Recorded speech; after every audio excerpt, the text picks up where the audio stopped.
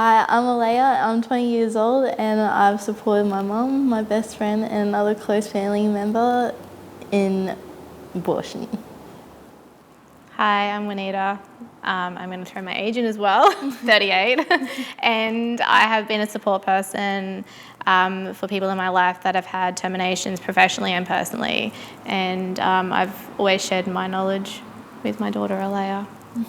Finding myself in the position of a support person is because I'm so vocal and I'm all about educating and talking, and I don't ever hide the fact that I've had 3 terminations myself. I don't bring any shame around that. I say that, and so I think anyone that knows me would know that about me too. So they would know that's probably I'm a person to talk to about it because I've been there myself personally, and and I don't judge at all because it's a choice. And obviously I've brought up my daughter with the same values and morals as me, so she's been vocal as well. Definitely. So her friends would know, and I think that's probably why they've come to you as well for support, haven't they? Definitely, yeah. I supported my best friend when she got pregnant one time with an abortion. We were probably, how old we were? It was a few I think we years were ago. 19 or 18, still in high school at the time. She was definitely really scared about it. Me being her best friend, I supported her with anything, with any choice, and she definitely wasn't ready herself. And with the circumstances, it's really important when it comes to a child what circumstances will be when they come into this world. When she did go get the abortion, I went with her, and when she came out, she seemed okay, but I knew it was a bit of a face. And then she went home and she told me she did have a breakdown and told her mum. I was pretty much just there for her, talking to her, just making sure it's okay with the decision she makes. There's nothing wrong with making the right choice, whatever that choice is, because either choice is right. It comes down to your body, and just being there for her as much as I could, giving her a hug physically, and just, yeah. Did you drive her to the clinic? Yeah, I did drive her to the clinic. And you waited while she was in there, hey? Yeah. Yeah, and then you drove her home? Yes. Yeah. Yeah. So you were there for that whole process. Yeah, I think it's definitely important to have someone there with you the whole time, because like I said, it can take a bit out of you emotionally, so it's definitely Physically needed, yeah. So I've supported a close family member. They told me they were pregnant. I'm going to use the term they because they both told me.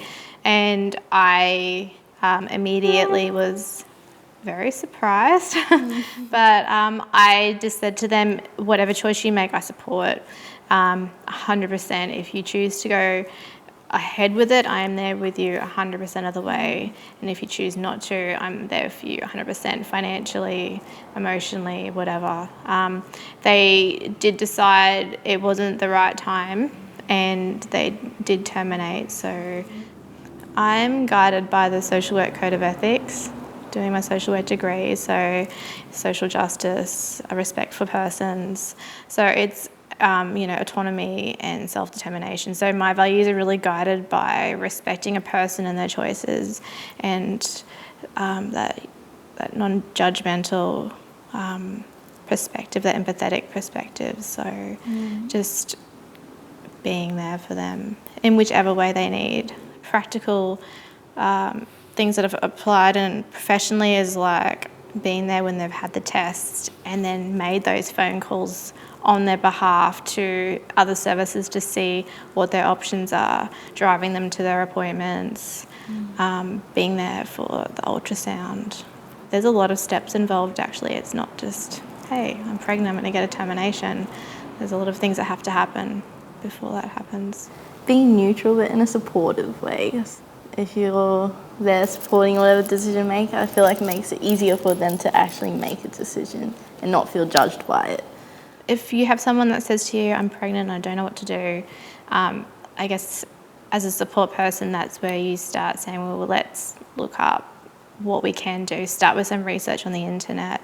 Start with what services are out there. Look at some facts. look at options, like start making phone calls. From there, booking doctor's appointments with them, going to those appointments, just being there along the way. The next step is financially getting the money together, and if they can't do that, then where do you go for that? Like, you know, your local women's centre or your family planning, if that's still around, I don't know. And always ensuring no matter what they know that you're not judging them. I think that's the most important part, so that they know they can come to you with how they're feeling through the whole process. So, yeah. It feels good too, to be able to support people you care about and knowing that they have that support and that they can come to you as well. Like, it's a really good feeling. Aaliyha never seemed stressed through it. She just always seemed pretty strong, and she knew that her role there was to support her friend in whatever she needed through all of that, hey? Yeah, and when you see it as a less taboo thing, it's like an everyday thing to you, like, as well. Like, it's something that will come up and can come up. Education is a big key in getting that message out there on how women, men, brothers, sisters can support their friends around what to do when they're full pregnant. So even as a professional, I wasn't encouraged to have these conversations, but that didn't stop me, because if I'm working with someone and this comes up, I'm going to share my experience with them, because it's relevant, and I'm going to share knowledge on how to get that support. Once again, that's the social worker in me, and we're meant to be advocates for people, and we're meant to create waves. So just speaking out and making sure that women know that it's okay, and it's to not carry shame with it. Exactly. It's a choice. So children by choice. Yeah, exactly.